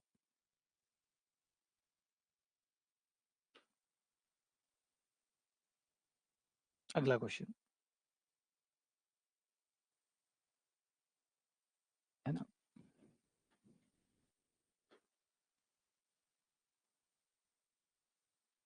पुराने बीएससी वाले लेक्चर जो फाउंडेशन में डले हुए हैं ना, वो देख लो। इन केस अगर आपको लगता है कि नहीं मुझे एकदम बेसिक से पढ़ना पड़ेगा, मुझे एकदम जीरो से पढ़ना पड़ेगा, तो बीएससी वाले लेक्चर देखिए, वो एकदम बेसिक से है, एकदम एकदम बेसिक से है।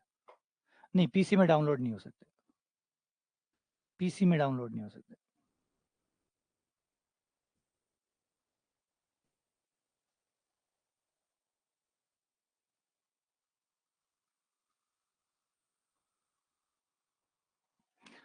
ये है लिमिट z बराबर e की पावर 2 पाई आयोटा 3। अगर मैं इसको अब लिमिट वाले जो नियम है जो हमने लिमिट रियल में पढ़ी हुई है, वो लिमिट यूज कर सकते हैं हम। अब यहाँ पे हमें कोई डाउट नहीं है कि भैया दाएं उसमें पथ पे निर्भरता आएगी और आएगी, थोड़े से अच्छे सवाल आ जाते हैं ना, तो फिर समझ जाओ कि अब पथ पे निर्भरता निर्भरता नहीं होगी, अब कोई ना कोई आंसर टाइप के सवाल हो गए, कुछ ना कुछ आंसर जरूर आएगा। तो आप सीधा आप इसको कर सकते हैं, सीधा कर सकते हैं आप। इसमें डीएल हॉस्पिटल रूल लगा सकते हैं, आप अपना लिमिट वाला जो कंसेप्ट है वो यूज कर सकते हैं। अब आप इन चीजों का इस्तेमाल इसमें कर सकते हैं। ठीक है, जैसे z बराबर दिया है e की पावर 2 पाई आयटा 3, ये दिया हुआ है। तो अगर मैं इसके गुणनखंड कर लूं,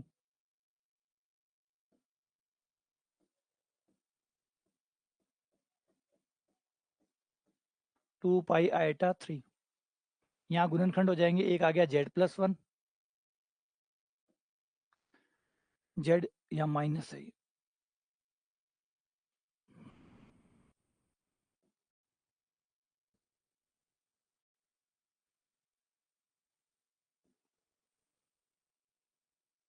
तो ये हो गया z-1।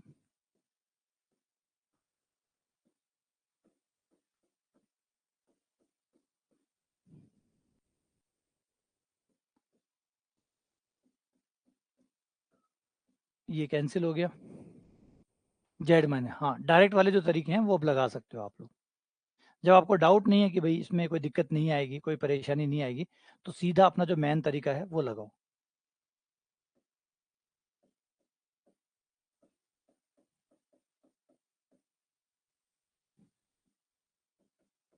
z की जगह ये मान रखने पर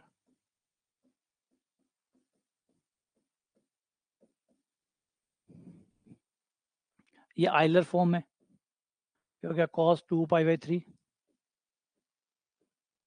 प्लस आयटा साइन 2 पाई/3 -1। cos 120 का मान माइनस का 1/2,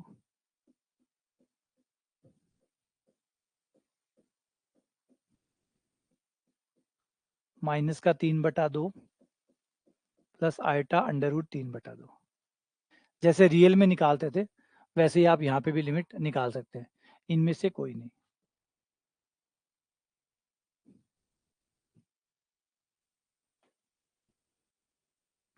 ठीक है,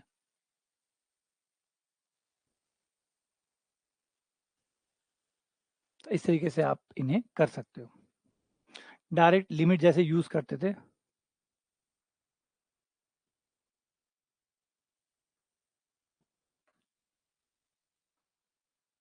ठीक है ना, z का मान जो है उसको सॉल्व करते जैसे हम रियल में करते थे, ये काट दिया, ये काट दिया, डीएल हॉस्पिटल 0/0 आ रहा है तो डीएल हॉस्पिटल लगा दिया। तो आप वो चीज़ें यहाँ पे भी कर सकते हैं, डीएल हॉस्पिटल लगा सकते हैं, जीरो। बस आपको ये देखना होता है कि वो कहीं विद्यमान नहीं, क्योंकि यहाँ ऑप्शन में नहीं था कि विद्यमान नहीं है। ऑप्शन में नहीं था तो फिर अविद्यमान नहीं की दिक्कत नहीं होगी, है ना। ऑप्शन देख लो, ऑप्शन में लिखा हुआ है विद्यमान नहीं, तो फिर डाउट बन जाता है कि यार क्या पता विद्यमान हो नहीं हो। तो फिर अब इसमें चारों ऑप्शन में कोई ये नहीं था कि विद्यमान नहीं है, इनमें से कोई नहीं है, या मतलब आंसर तो आएगा। तो फिर सीधी लिमिट वाला जो तरीका है वो लगाओ, लिमिट निकालो, देख लो इन 3 में है या इन 3 के बाहर है। बाहर है तो इनमें से कोई नहीं। इस तरीके से बाहर निकल सकते हो। ठीक है? जैसे ये ले लो।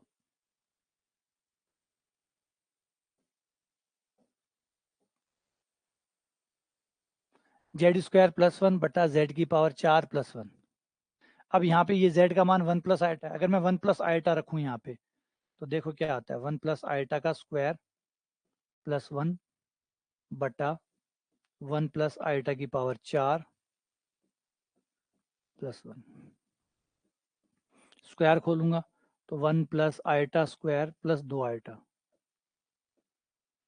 प्लस 1 बटा नीचे वाला हो जाएगा 1 + आइटा, 4 पावर है, 4 पावर को 2 पावर की पावर 2 कर दी,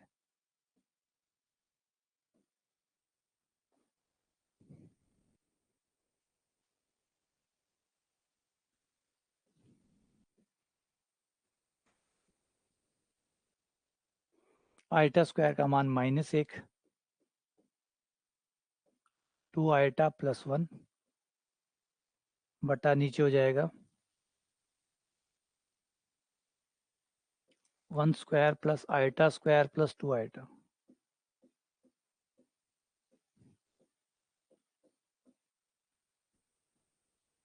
एक से एक कट गया, ऊपर आ गया 1 + 2 आइटा, नीचे आ गया एक और ये कट गया, ये हो गया 2 आइटा का स्क्वायर जो कि -4 हो गया, -4 + 1 ये हो गया -3। तो ये आंसर आ गया 1 + 2 आइटा बटा -3। ये सी आंसर आ गया। तो सीधा निकल सकता है, सीधा निकाल लो। 0/0 आता तो डीएल हॉस्पिटल लगा देते, कुछ कटता होता तो काट लेते। तो अपने जो नॉर्मल तरीके होते हैं वो आप यूज कर सकते हैं। अब नॉर्मल तरीके यूज कर सकते हैं इन केस जब आपको ये लगे कि नहीं, ये विद्यमान वाला झंझट नहीं आएगा, विद्यमान वाला झंझट नहीं आएगा। और विद्यमान वाला झंझट ज्यादातर आता है जिनके पास संयुग्मी होता है। ये जो संयुग्मी वाले सवाल होते हैं ना, इन्हीं के साथ विद्यमान नहीं होने की परेशानी होती है, क्योंकि इनमें क्या होता है कि पद के साथ आंसर बदलते हैं, इन्हीं में बस।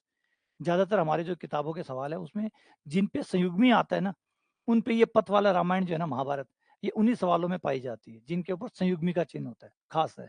बाकी नॉर्मली में दिक्कत नहीं आती। हाँ, अब ये भी मत कर देना कि संयुग्मी के सारे सवालों में लिमिट की प्रॉब्लम आती है, नहीं। कई में आती है, कई में नहीं आती। एक सवाल में नहीं आई थी, इसमें नहीं आई थी।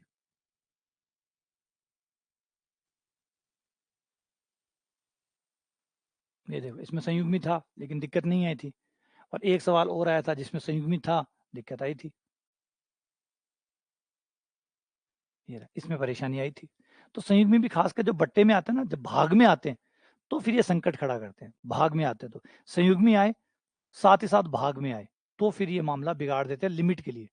लिमिट के लिए ये डेडली कॉम्बिनेशन हो जाता है। फिर ये इस तरीके से पद के साथ अलग अलग आंसर देना शुरू कर देते हैं। और एक सवाल देखो,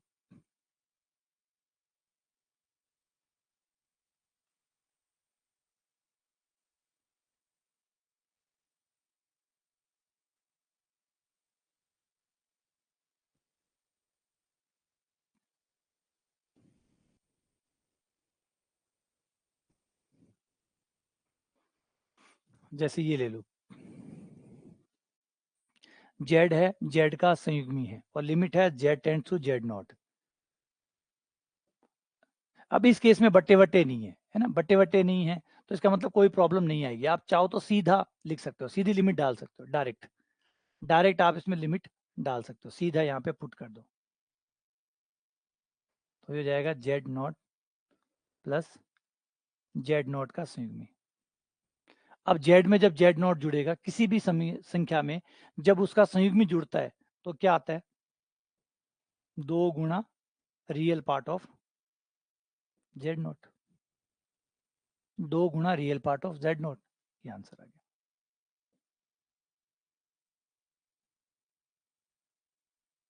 2 गुना, क्योंकि जब भी आप z लेते हैं, मान लो z बराबर x प्लस आइटा वाई है, z का संयुग्मी बराबर होगा x माइनस आइटा वाई। जब दोनों को जोड़ोगे तो आइटा वाई से आइटा वाई कट जाएगा, ये आपका 2x आ जाएगा।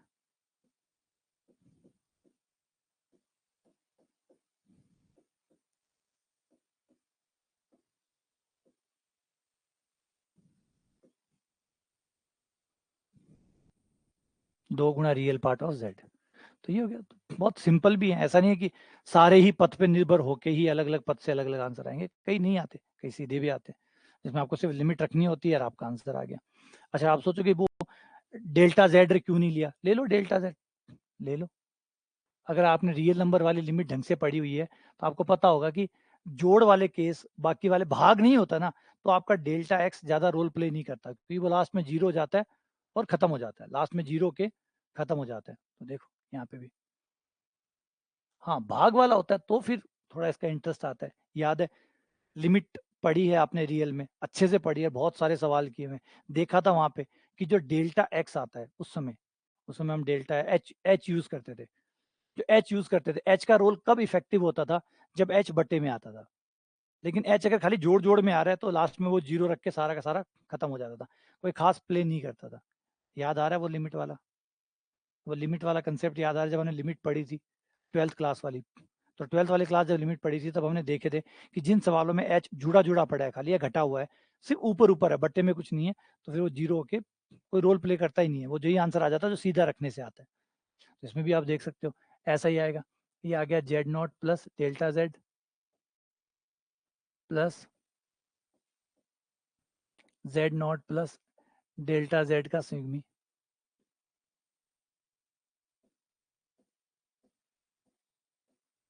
Z naught plus delta Z, अलग अलग करने पर जेड नॉट का संयुग्मी अलग, डेल्टा जेड का संयुग्मी अलग। डेल्टा जेड को टेंस टू 0 रख दो, और बिल्कुल सेफ है 0 रखना, कोई दिक्कत नहीं देगा, सीधा 0 रखा, ये बन गया, ये आ गया, और ये आ गया, तो ये बन गया 2 गुना real part of Z not.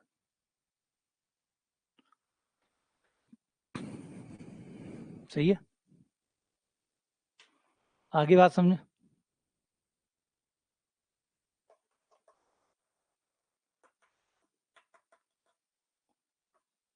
क्या कहते हो?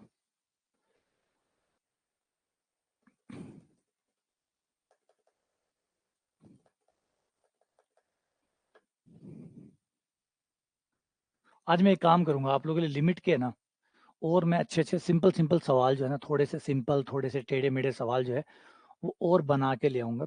अगली जो क्लास हमारी होगी उसमें मैं इसके थोड़े से और लिमिट के सवाल ले आऊंगा, ताकि और प्रैक्टिस हो जाए। तब तक आप थोड़ा बहुत लिमिट को, पीछे जो आपने पढ़ा हुआ है सीनियर वाला, उसको थोड़ा सा एक बार रिकॉल कर लेना, उसको याद कर लेना कैसे आपने लिमिटें निकाली है, और लिमिट क्या होती है जो आपने वहां पढ़ी हुई है, उसको थोड़ा सा याद कर लेना एक बार। जो लिमिट पढ़ी हुई है ना उसको एक बार याद कर लेना, और फिर यहाँ से मैं और सवाल, खाली लिमिट लिमिट के सवाल जो है, और पूरा लिमिट को ही डेडिकेट कर देंगे। तो ये लिमिट वाला कंसेप्ट समझ में आ जाए, कैसे डीएल हॉस्पिटल लगता है, कैसे लिमिट आती है, इस टाइप के 15-20 सवाल लिमिट लिमिट के कर लेंगे हम लोग। ठीक है। हाँ, फिर से अगर बहुत कमजोरी है, एकदम ही है कि भाई मुझे तो जेड ही नहीं समझ में आ रहा है, तो फिर बीएससी पे जाओ, फिर बीएससी पे जाओ। एकदम है कि भाई कंपटीशन, तो कंपटीशन के हिसाब से चलेगा ना, उसको तो आप एकदम नीचे नहीं कर सकते, क्योंकि हम जो भी पढ़ रहे हैं हमें पता है कि एग्जाम में जो सवाल आते हैं वो तो और भी अच्छे आते हैं, तो हमें तो इस लेवल तक तो रखना ही पड़ेगा, अपने आप को बनाए रखना पड़ेगा। तो आपको एकदम बीएससी देखनी है तो फिर एकदम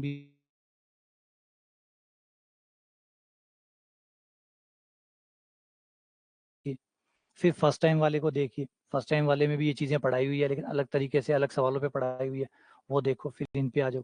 तो अपने हिसाब से जितनी ज़रूरत है आपको, उतनी ज़रूरत के हिसाब से पढ़ लो। ज़्यादा नहीं है तो कोई बात नहीं, सीधा यहाँ से चलने दो। लेकिन आलस मत करना, आलस मत करना, कमज़ोर नहीं समझ में आ रहा है फिर भी यहाँ टिके हुए हो, ऐसा मत करना। यहाँ देखते रहो, कोई दिक्कत नहीं है, लेकिन जो कमी है उसको पीछे वाले से पूरी भी करते रहो, ताकि बराबर बना रहे। वरना ये ना हो कि सिर्फ यही है कि भाई कौन देखे पुराने वाले, किससे देखे जाए, छोड़ो, सीधा इन्हीं पे पड़े रहते हैं। समझ में आया तो ठीक है, नहीं आया तो ठीक है, फिर तो आप स्वतः ही खुद ही तय कर रहे हो कि मुझे ऐसे ही रहना है। ठीक है, चलो मिलते हैं आप लोगों से। हाँ, कोई बात नहीं, अब नेटवर्क प्रॉब्लम आ भी रही है तो कोई दिक्कत नहीं है। मिलते हैं आपसे अगले लेक्चर में। नहीं, फ़ोन पे स्टोरेज होती है, फ़ोन में स्टोरेज होती है, लेकिन फ़ोन में कहाँ जाती है वो आपके फ़ोन पे डिपेंड करता है। आपके फ़ोन में कहाँ जाती है वो आपके फ़ोन पे डिपेंड करता है। जब आप उसको क्लिक करते हैं, वो आपके फ़ोन में कहाँ सेव होती है। कोई बंदा टेक्निकल बंदा हो, उससे पूछ लो कि भाई, क्योंकि अलग-अलग फ़ोनों में अलग-अलग जगह जाती है। जब आप डाउनलोड करते हैं, आप कुछ भी डाउनलोड करते हैं, वो फ़ोटो तो है नहीं जो गैलरी में चली जाएगी, वो फ़ोटो है नहीं जो गैलरी में जाएगी। फ़ोटो तो वो जो इंटरनल स्टोरेज होता है, कभी एसडी कार्ड डला होता है उसमें चली जाती है, कभी वो डिपेंड करता है कि आपके अंदर सेटिंग क्या की हुई है, तो उसके हिसाब से वो वहाँ चली जाती है।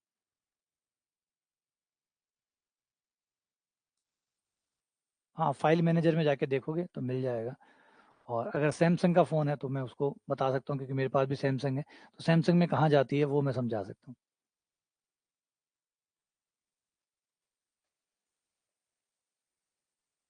अच्छा, वो योगेश कह रहा है कि पीडीएफ रीडर जो है वो डाउनलोड कर लो।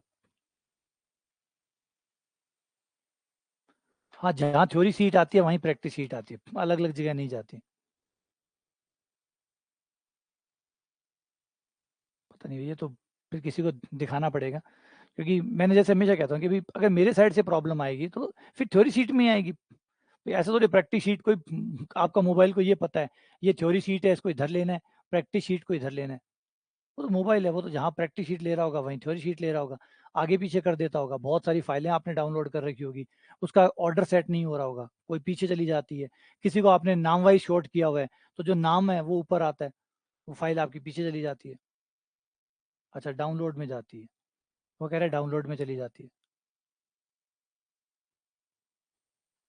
चलो ठीक है, इसकी प्रॉब्लम देखते हैं फिर।